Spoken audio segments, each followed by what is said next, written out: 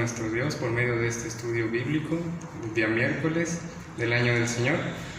Les voy a invitar a que juntos, reunidos en casa, vamos a buscar el llamamiento a la adoración que se encuentra en el libro de los Salmos, en el capítulo número 24.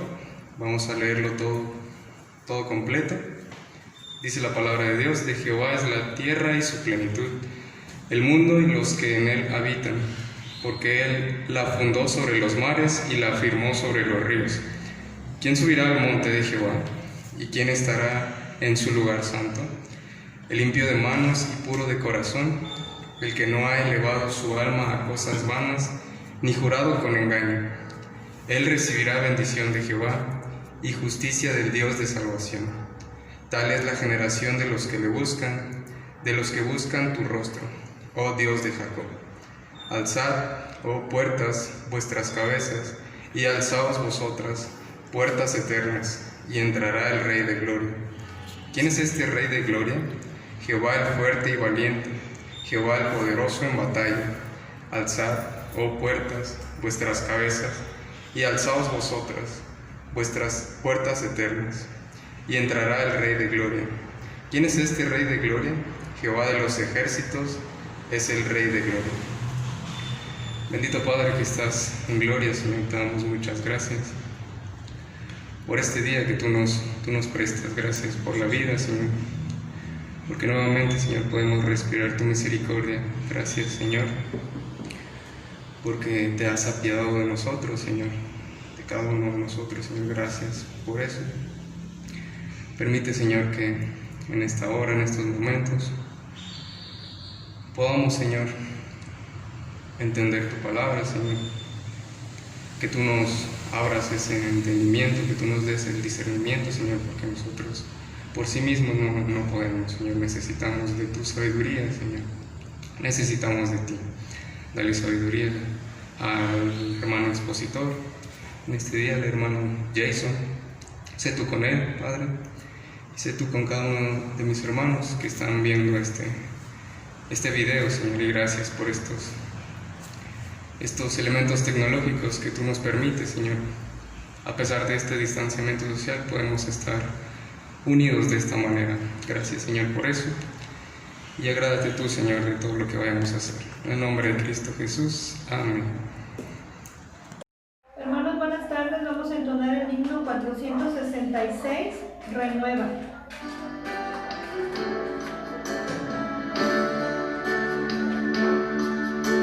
Por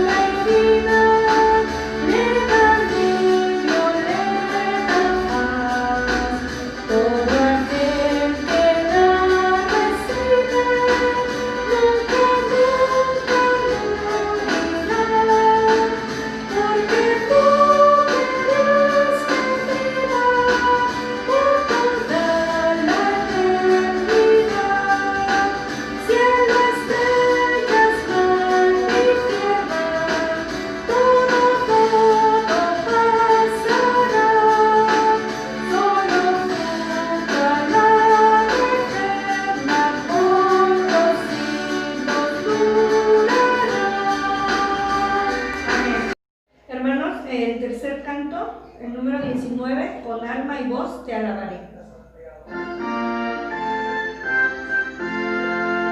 Con alma y voz te alabaré, y yo tus glorias cantaré.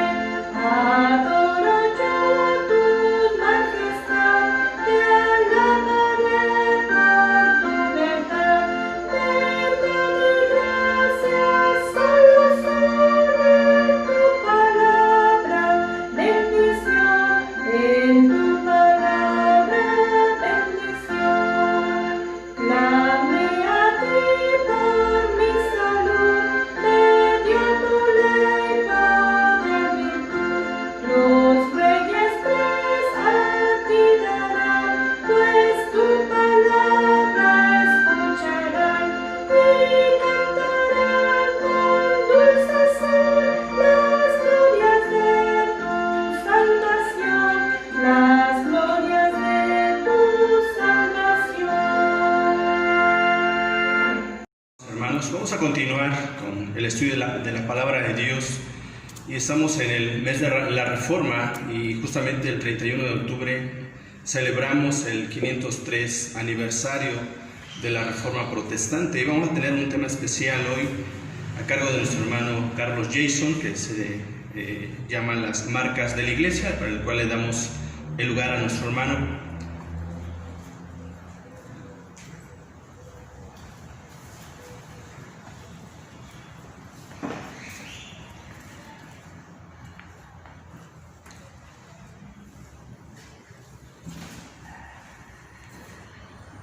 Un gusto estar con todos ustedes, hermanos.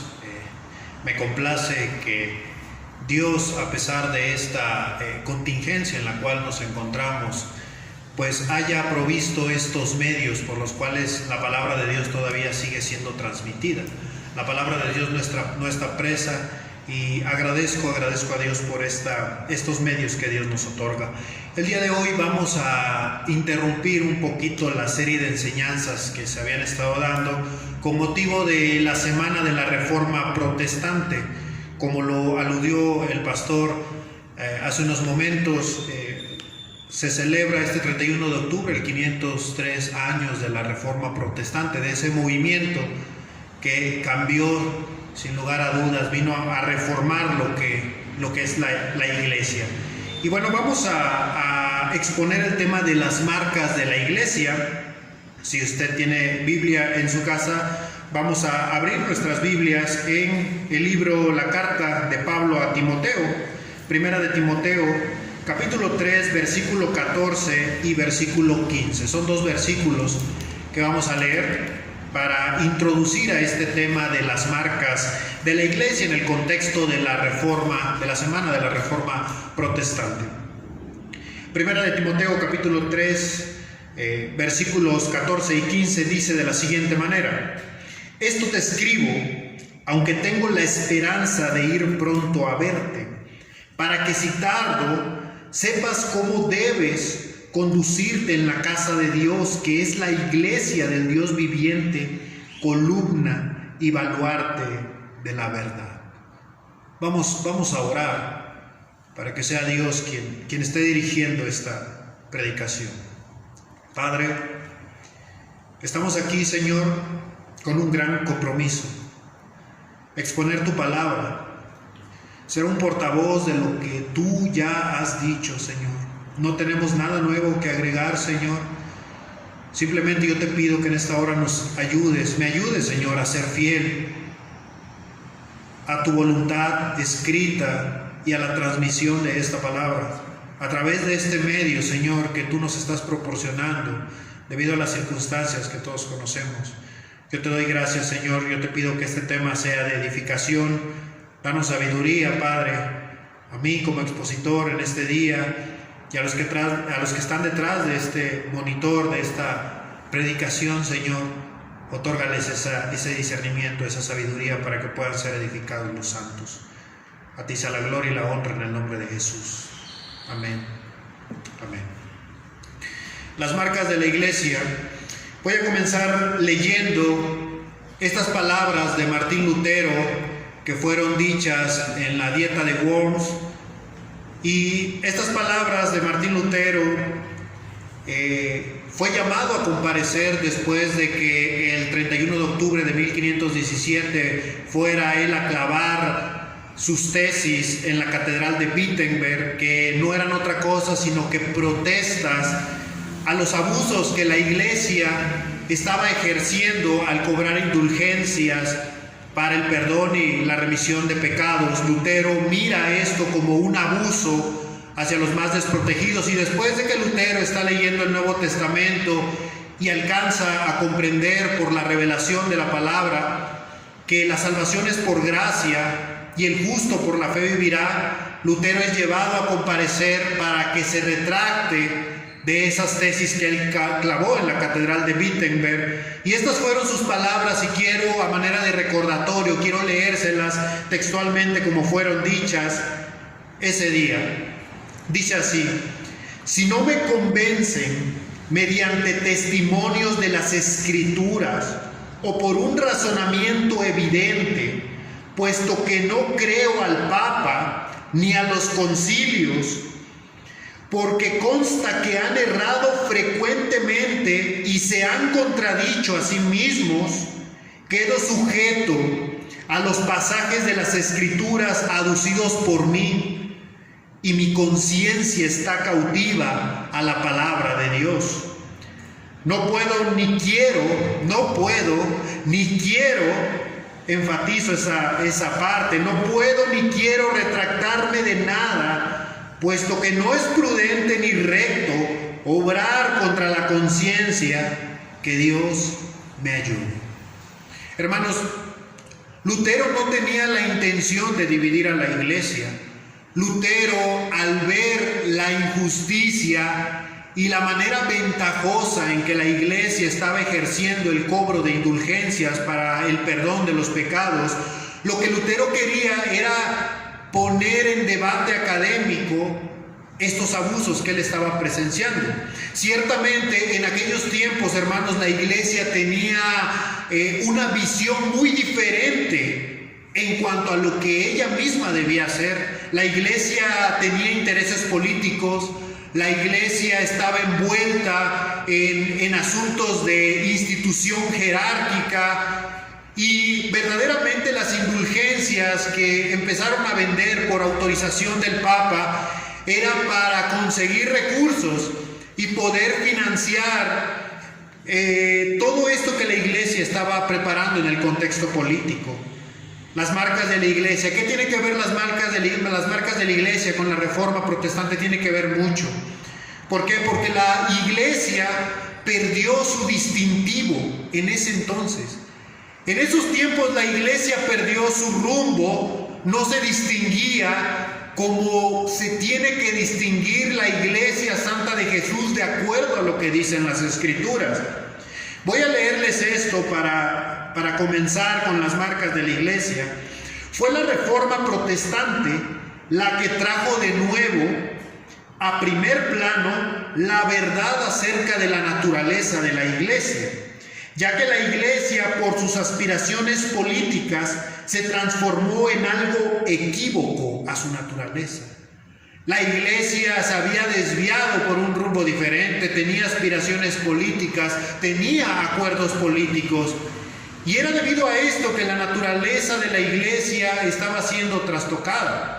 Lutero se da cuenta de todo esto a través de la lectura de las Escrituras, y es por eso que Lutero clava esas tesis que eran una protesta en contra de lo que estaba viviendo.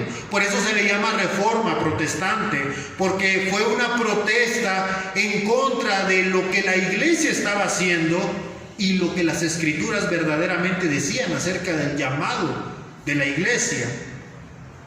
No solamente la iglesia creó el error al publicar y al difundir esta venta de indulgencias, sino que también practicó el error. Creó el error y practicó el error. Y si ustedes se fijan, el versículo que acabamos de leer al inicio, en 1 de Timoteo capítulo 3, versículos 14 y 15, Pablo le está diciendo a Timoteo, que es un joven pastor, que cuide de la iglesia, porque la iglesia es la columna y el baluarte de la verdad. La iglesia como columna, como sostén, sostiene la verdad, y si la iglesia sostiene la verdad, la iglesia debe practicar la verdad. Y era algo que en aquel tiempo, en el tiempo de Lutero, la iglesia no estaba sosteniendo con la venta de indulgencias y tampoco estaba practicando. La naturaleza de la iglesia había sido distorsionada. Antes de la Reforma Protestante, hermanos, la iglesia le daba sentido a las Escrituras. Antes de la Reforma Protestante, la iglesia le daba sentido a las Escrituras, pero después de la Reforma Protestante, hermanos, fueron las Escrituras quienes le dieron sentido a la iglesia. En aquellos tiempos la lectura de la Biblia estaba prohibida y se decía por los altos jerarcas de la iglesia que solamente las Escrituras podrían ser interpretadas por ellos, por cierta jerarquía, y no por la gente en general. Esto limitaba el acceso a la palabra de Dios. Y es por eso que menciono esto. Antes de la Reforma, vuelvo a repetir, la iglesia le daba sentido a las Escrituras. La iglesia guiaba lo que sabía de hacer. Pero hermanos, nosotros que conocemos que la Biblia es la palabra de Dios, la iglesia es al revés, hermanos. La iglesia debe ser guiada por la palabra de Dios. Los pastores deben ser guiados por la palabra de Dios. Los diáconos deben de ser guiados por la palabra de Dios. Toda la persona que practique un servicio o todo lo que se hace en la iglesia debe de ser guiado por la palabra de Dios, porque es la máxima norma que tenemos, porque no la tomamos como palabra de hombre, sino como palabra de Dios. La iglesia estaba haciendo lo contrario. La iglesia le estaba dando sentido a las Escrituras. Pero una vez que Martín Lutero levantó la voz a favor de lo que era bíblico y de lo que se estaba haciendo mal, denunciando, fueron las Escrituras quienes le dieron sentido y rumbo a la iglesia. Y debido a ese acontecimiento, nosotros, la iglesia, somos herederos el día de hoy. Martín Lutero hizo un señalamiento directo, hermanos. Él dijo: puesto que no creo al Papa ni a los concilios. Martín Lutero era bastante directo. No creo en los papas. Él estaba desacreditando lo que decían los altos jerarcas de la iglesia. Estas palabras fueron dichas delante del rey Carlos y de las máximas autoridades de Europa en ese tiempo. Era un completo desafío. Pero lo que Martín Lutero estaba diciendo al desacreditar al Papa y a las personas que formaban parte de ese concilio, lo que Martín Lutero estaba diciendo es que ellos querían sujetar la Escritura y la manipulaban a su conveniencia. Martín Lutero trataba de decir, nosotros debemos de ser sujetos a la Escritura. Mi conciencia está cautiva a la palabra de Dios. Esto es lo que Martín Lutero estaba expresando. La iglesia cambió, hermanos, dio un giro completo a través de este acontecimiento. Y vamos a entrar de lleno a lo que son las marcas de la iglesia. Las Escrituras hacen alusiones hacia la iglesia a manera de analogías. Encontramos en las Escrituras que a la iglesia se le conoce como el cuerpo de Cristo.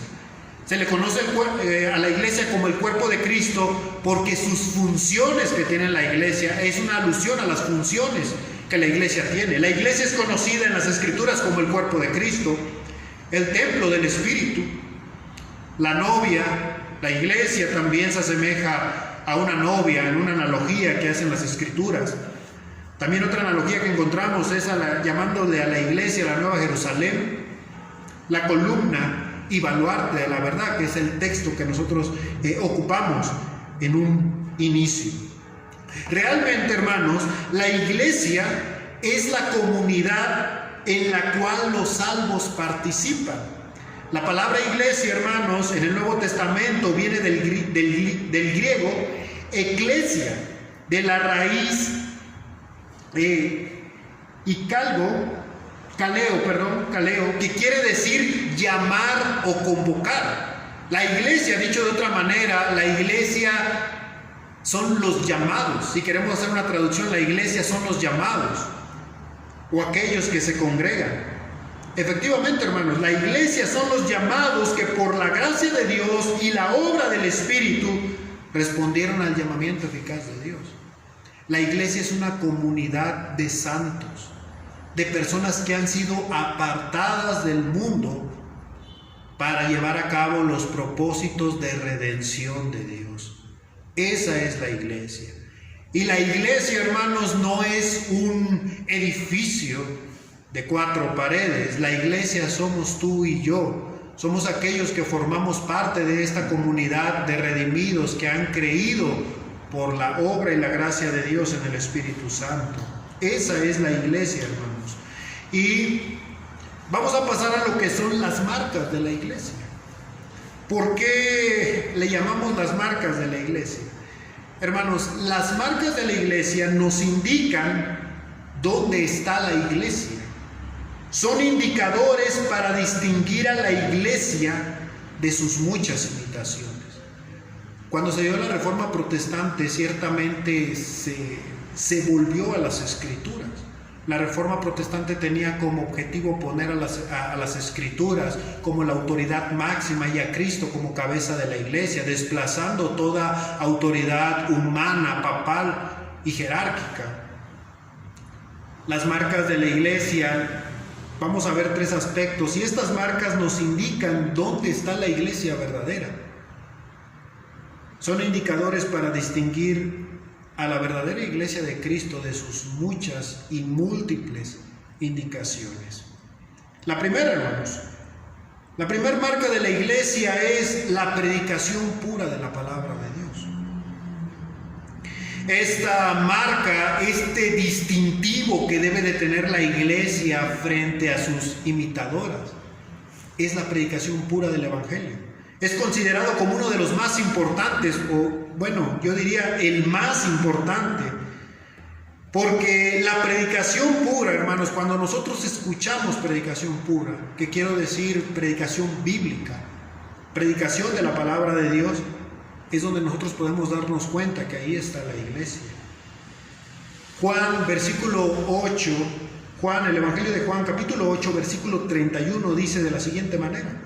Juan 8:31. Si permanecéis en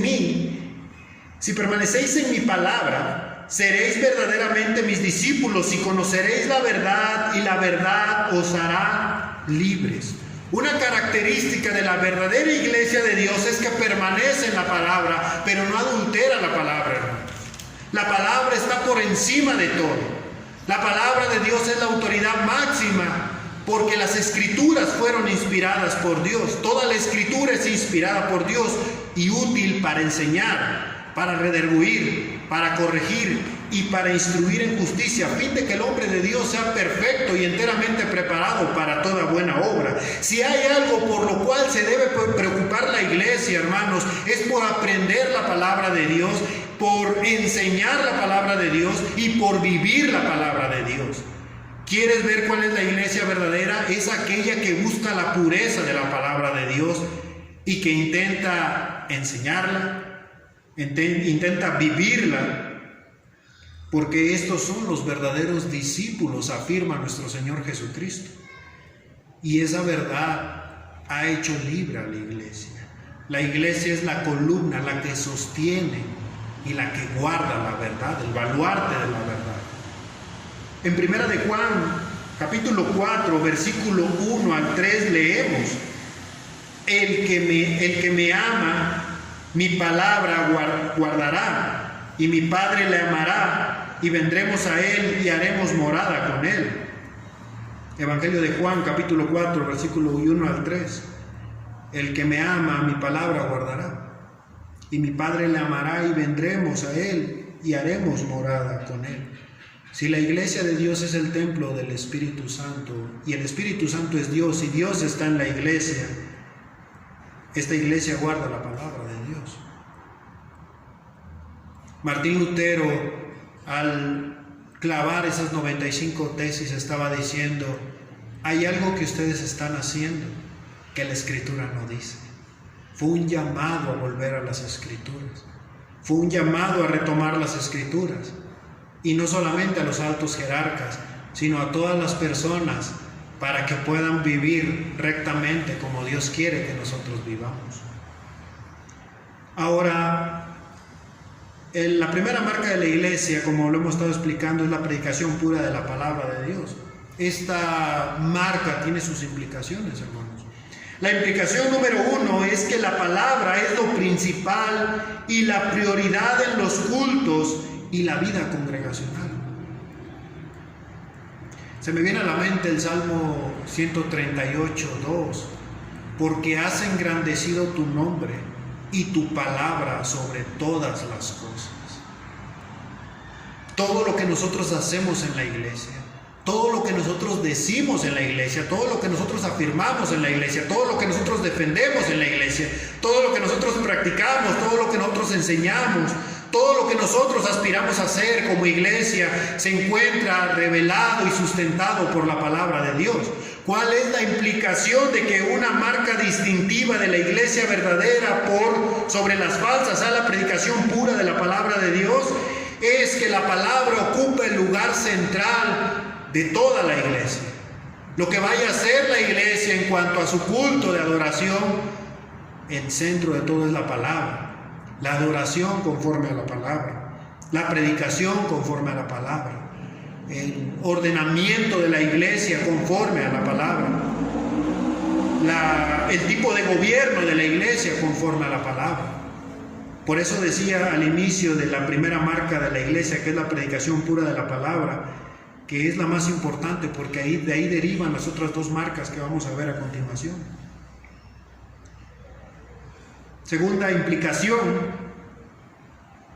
esta marca distintiva, o poner el énfasis en la palabra de Dios como autoridad máxima, nos lleva a predicar de manera expositiva lo que es el texto sin mirar nada que lo contradiga.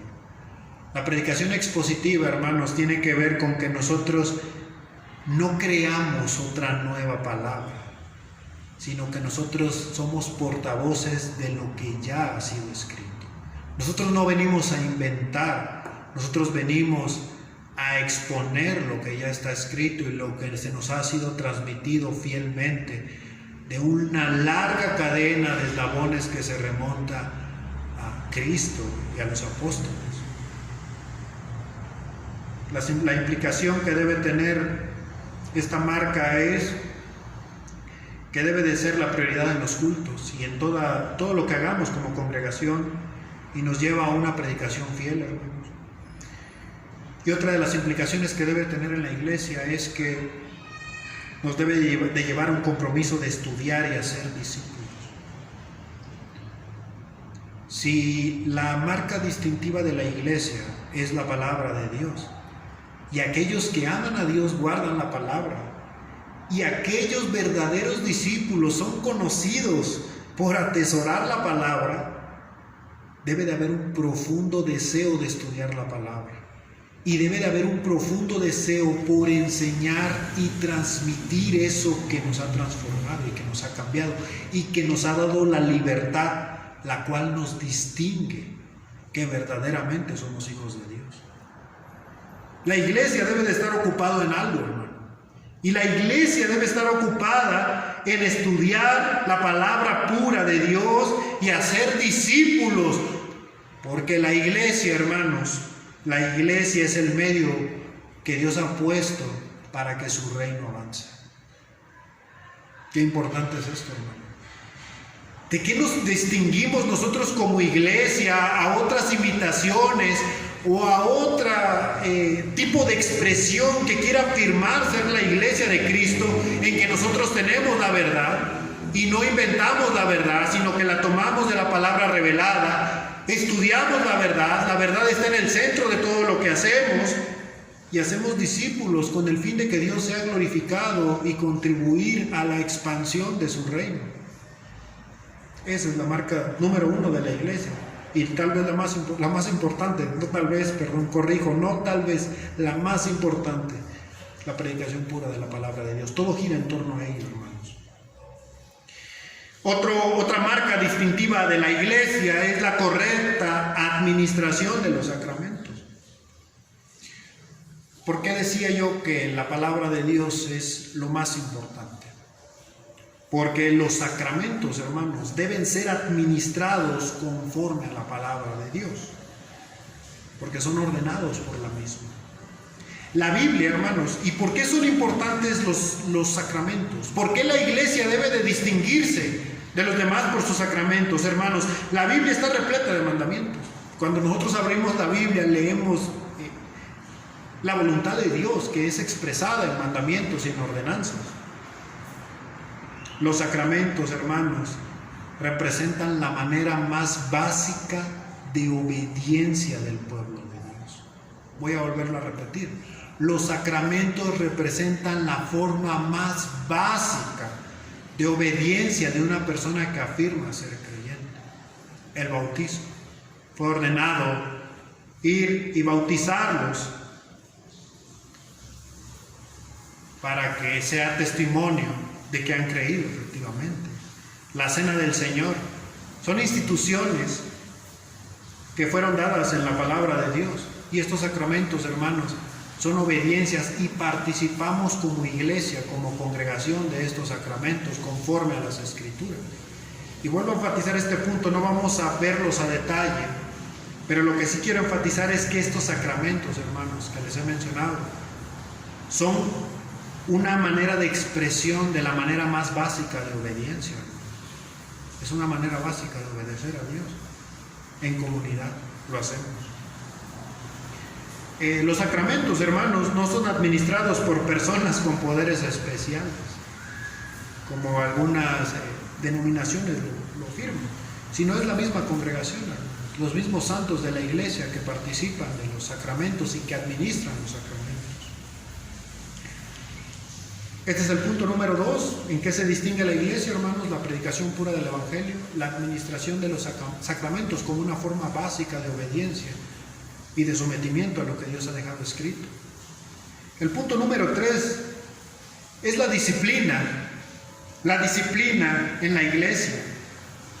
Hermanos, la disciplina mantiene a la iglesia como iglesia. Parece redundante, pero es algo cierto. La disciplina mantiene a la iglesia como iglesia. Voy a poner de ilustración un atleta. ¿Qué es lo que hace a un atleta o a un deportista de alto rendimiento? Lo que lo mantiene es la disciplina. Y en una ocasión en dos ocasiones Pablo, al hacer un llamado a sus discípulos, a Timoteo le dice que mire a un atleta y sea como un atleta. Un atleta es lo que es por la disciplina que tiene. La disciplina dentro de la iglesia mantiene a la iglesia como iglesia, hermano. Evita que se desvíe. y son la disciplina que tiene la iglesia debe ser conforme a la palabra de Dios. ¿Y cuál es el objetivo de la disciplina? ¿Por qué debe de haber disciplina en la iglesia? El objetivo es mantener la pureza de la predicación y la correcta administración de los sacramentos. Pablo, cuando escribió sus cartas, podemos encontrar en Timoteo cómo Pablo da instrucciones a Timoteo para que él se conduzca, y no solo se conduzca a él, sino que él conduzca al rebaño a una adecuada organización de la iglesia. ¿Dónde encontramos la adecuada organización de la iglesia en cuanto a su disciplina? En la palabra de Dios y en las cartas de Pablo a Timoteo. También podemos leer en Corintios que todo se haga con orden y de manera decente. No voy a entrar en detalles acerca de esto porque sería extendernos de más. Pero lo que sí les puedo decir, hermanos, es que la iglesia verdadera, la verdadera iglesia, las marcas de la iglesia es un distintivo. Es algo que nos distingue y debemos conocerlas para practicarlas. Y la gente debe conocerlas para saber discernir entre lo correcto y lo incorrecto. La pureza de la predicación no debe de faltar, debe ser el pilar de la iglesia, el centro de la iglesia. La máxima autoridad y norma es Dios y ha dejado su palabra escrita. La revelación utilizó medios humanos, pero toda palabra es inspirada por Dios. La administración correcta de los sacramentos, hermanos, y la disciplina de la iglesia. En un momento, hermanos, a manera de conclusión, en un momento la iglesia perdió su rumbo, dejó las escrituras por ir en pos de intereses personales, se extravió.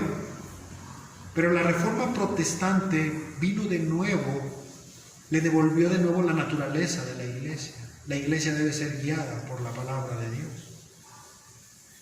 Y recuerdo una frase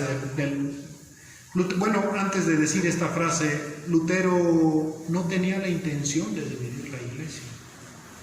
Él quería cambiar algunas cosas que él observaba que estaban mal.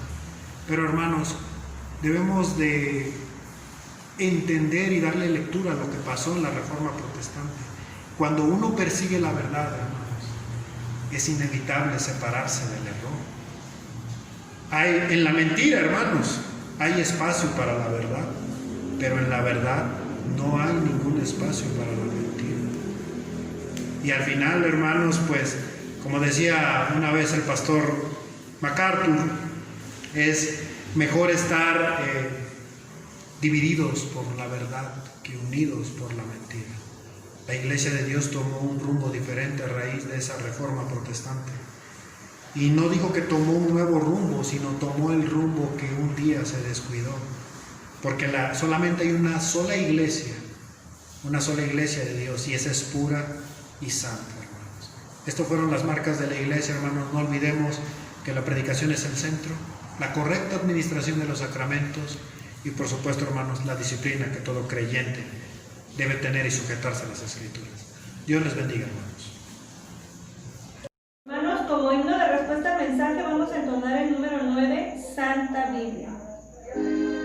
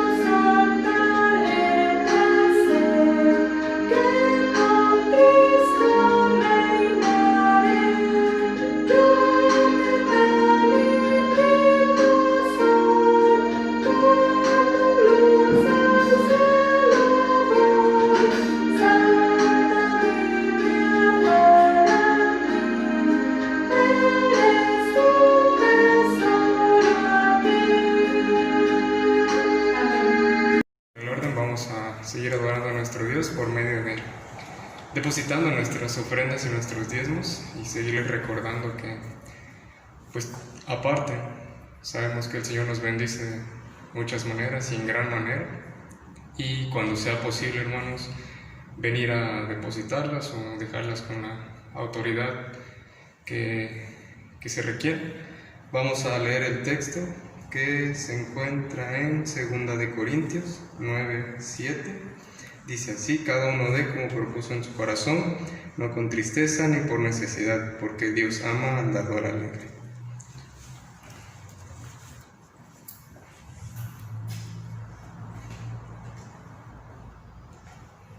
Vamos a orar. Dios, muchas gracias, Padre, nuevamente por tu misericordia, Señor. Gracias, Señor, a ti te damos la honra y la gloria. Gracias por estas ofrendas, estos diezmos que han sido depositados.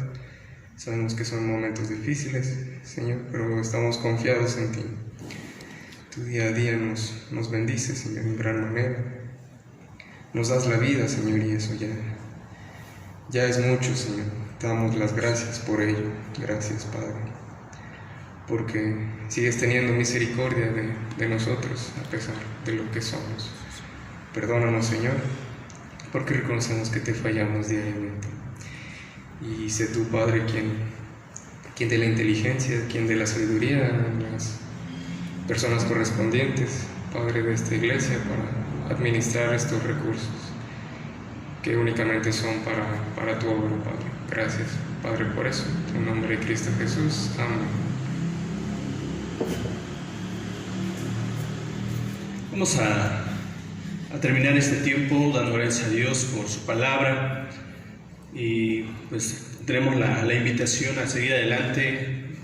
Tenemos la palabra, la palabra pura, que es una marca distintiva, como nos compartía nuestro hermano. Esto es lo que nos va a guiar, sobre todo en estos tiempos. Necesitamos más de esta palabra, que es más palabra de Dios para nosotros directamente, la cual nos va a nutrir, la cual nos va a ayudar. Dice Mateo 4:4, no solo de pan vive el hombre, sino de toda palabra que sale de la boca de Dios, porque a través de esta palabra el Señor va a transformar nuestras vidas y hacernos hombres y mujeres perfectos, dice, enteramente preparados para toda buena obra. Así que les invitamos, mis hermanos, a seguir adelante y sigamos orando unos por otros y no desmayemos. Que esperemos que pronto ya podamos o haya cambios ya en esta situación. Vamos a orar para terminar este tiempo. Padre, te agradecemos en esta hora de la tarde, Señor. Gracias por la bendición que nos das de vivir, de conocerte, Señor, y sobre todo de ser parte de esta iglesia que tú has comprado con tu sangre, Señor. Gracias porque, Señor, podemos creer y creemos, Señor, que somos tu iglesia, porque las marcas, Señor, que son tu palabra y la administración correcta de los sacramentos, Señor, son los que practicamos. Tu palabra es la que nos guía. Señor, gracias por todos aquellos hombres que usaste, Señor, para que se diera esta reforma y hoy podamos tener esta libertad que nos das a través de tu palabra, Padre. Gracias. Bendice a tu pueblo, bendice a tu iglesia, bendice a todos aquellos que dispongan ese tiempo para mirar y escuchar este video, Padre.